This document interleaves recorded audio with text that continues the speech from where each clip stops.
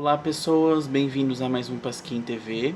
E como prometido, hoje falaremos sobre tararam, Mia Couto. Mia Couto. Eu sou suspeito que eu sou apaixonado por esse autor. Morro de amores por ele. Um dos melhores autores do momento. Aquele, né? Bem fã. Não, mas assim, é leitura recomendada, tá? Então esse é o último livro dele lançado no Brasil, e realmente a última produção literária dele. É o início de uma trilogia, As Areias do Imperador. O primeiro livro se chama Mulheres de Cinza. Aqui está o nosso amigo, mostrarei de novo este ser, tá? De inteligência elevada. Antônio Emílio Leite Couto, conhecido carinhosamente como Mia Couto. E deixa eu deixar o livro perto.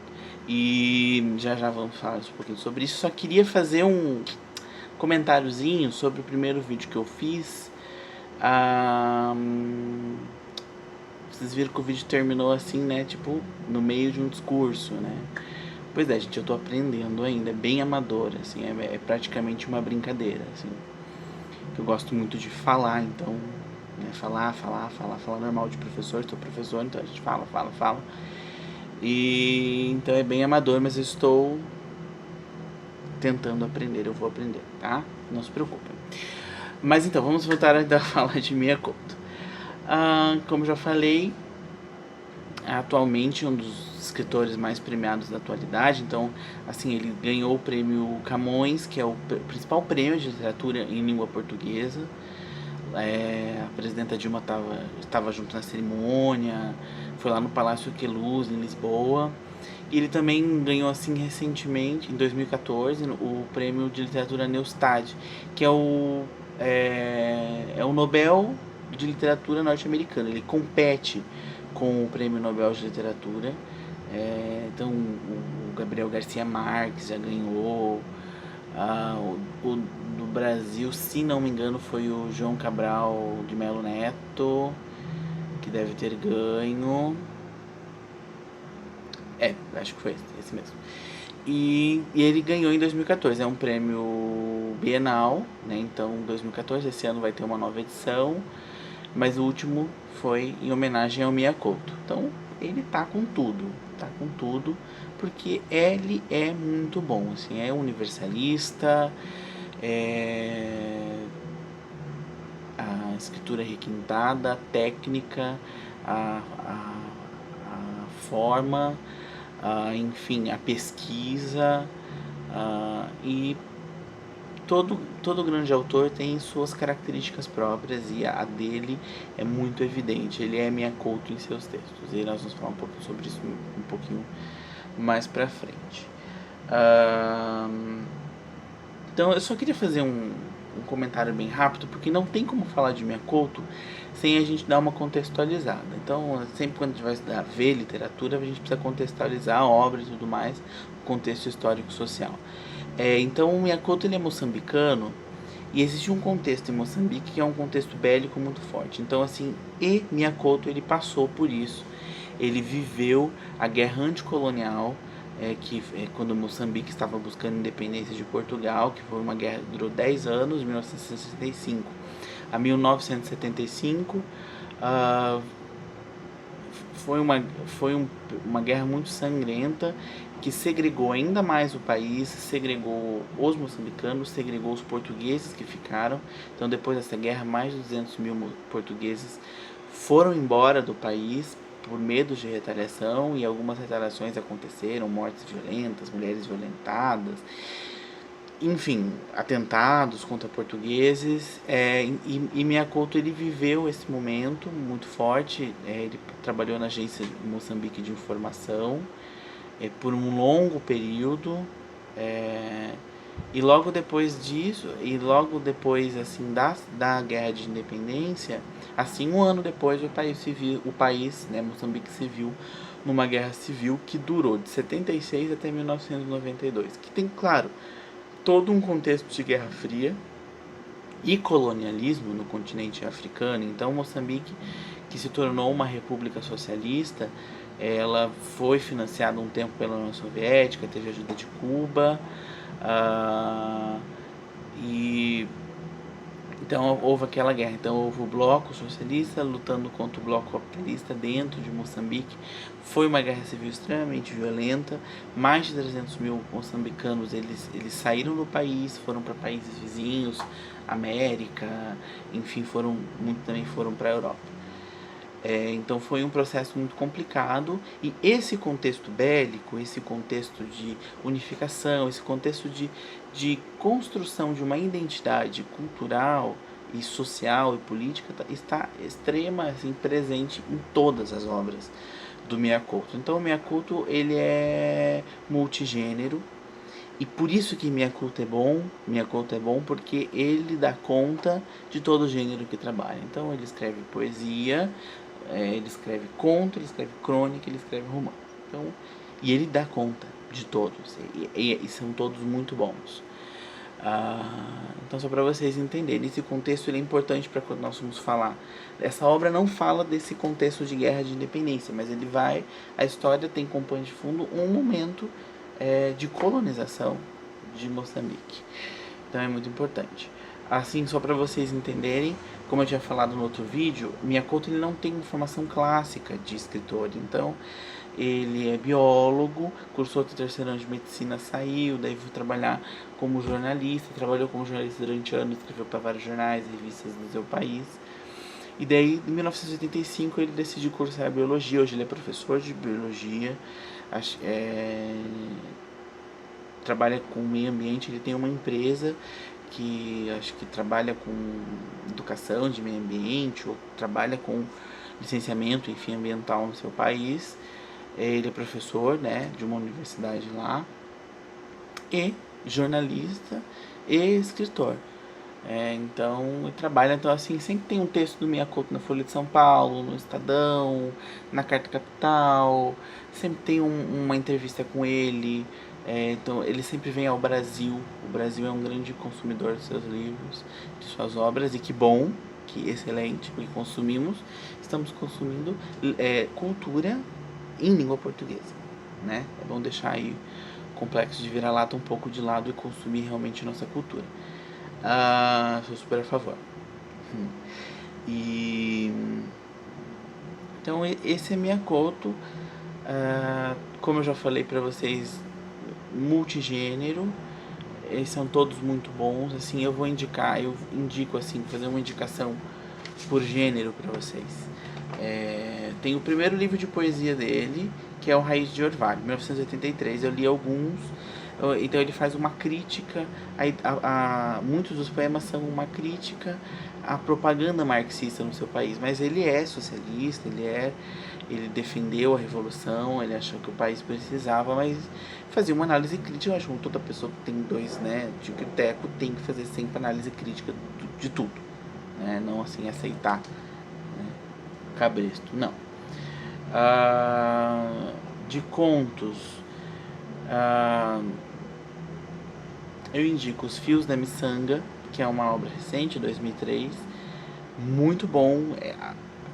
Ele utiliza os contos para falar da construção cultural moçambicana. É muito bom, muito bom. De crônicas, tem um que é excelente, de 2009, que é E se Obama fosse africano e outras invenções. E toda aquela polêmica, né, e aquele afã da eleição do Obama, de descendência africana. Então são crônicas, são compilações de tudo que ele tinha publicado nos jornais de seu país e tudo que ele tinha escrito na mídia estrangeira. É muito bom, super indico. Usei alguns textos, inclusive esse do Obama, para trabalhar consciência negra ano passado com os meus alunos. Eu sempre uso os textos do Miyakoto, sempre para falar de cultura em língua portuguesa, para falar de África, para falar de racismo e para falar de literatura. Então o Miyakoto é assim, ferramenta, eu uso como ferramenta de trabalho, acho muito bom. E romance, gente, assim, ele tem 15 romances publicados, e são todos muito bons, assim, eu não li todos, mas eu já li várias críticas, resenhas, enfim.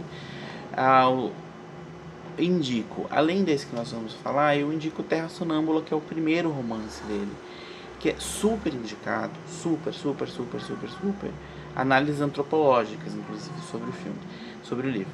Vou falar de Terra Sonâmbula num vídeo específico, tá? Nós vamos falar porque vale a pena. Terra Sonâmbula precisa de um vídeo só para Terra Sonâmbula. É considerado um dos melhores livros, assim, ficou entre os 10, acho que 10 ou 12 melhores livros do século XX do continente africano. Então é muito bom, muito bom, muito bom, muito bom, muito bom. E só antes da gente entrar na obra, rapidinho, só para dar um pano geral da obra, o Miyakoto, ele é um escritor realista, ele usa o realismo animista e romance histórico, tá? Então, assim, para quem gosta de Gabriel Garcia Marques, o Borges na Argentina, para quem gosta do Cortázar na Argentina também, ou aqui no Brasil, o Murilo Rubião, Gonçalves Dias, enfim, escritores que se utilizam do realismo fantástico, está feito com o nosso amigo aqui, Miyakoto. Então vamos lá. Mulheres de Cinza vai narrar um romance histórico, é claro, mas assim como pano de fundo, a dominação colonial de Portugal sobre Moçambique, e eles querendo, Portugal querendo derrubar então o último grande imperador ali daquela região de Gaza, que é o Guiane, e existe há um romance entre os sargentos Gonçalves de Melo, Germano de Melo, com a Imani, que é uma africana, conhecedora das línguas europeias, e que vai servir de tradutora, de intérprete para ele.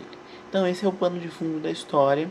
Existe um outro conflito, os irmãos da Imani, que são as partes muito interessantes da história. Os irmãos da Imani, luta em defesa do Guiane, do imperador, e outro vai lutar pelo exército de Portugal. Então, Imani se vê em dois conflitos. Ela se vê num conflito real, que é a guerra, e ela se vê de intérprete por um sargento português, e se vê num conflito psicológico familiar, né, com a família totalmente dividida, com aquele conflito, aquele polo ideológico que o Miyakoto ele faz questão de deixar bem claro e bem marcado na história, que é muito da cultura, né?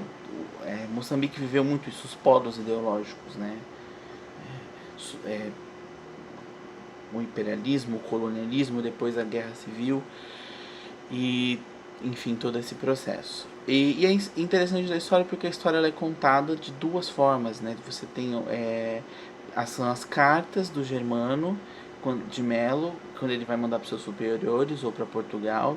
Então é um momento assim realista da história, mas é a realidade nua e crua, a partir da visão de um sargento do exército português.